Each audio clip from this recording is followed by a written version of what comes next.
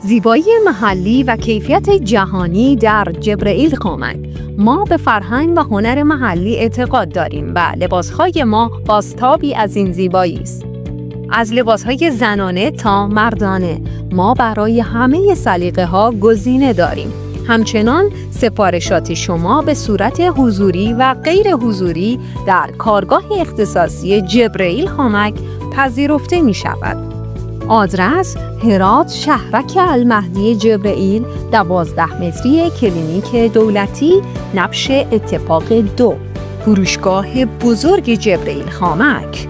شماره های تماس: 078 56 66 477 072 97 24 904.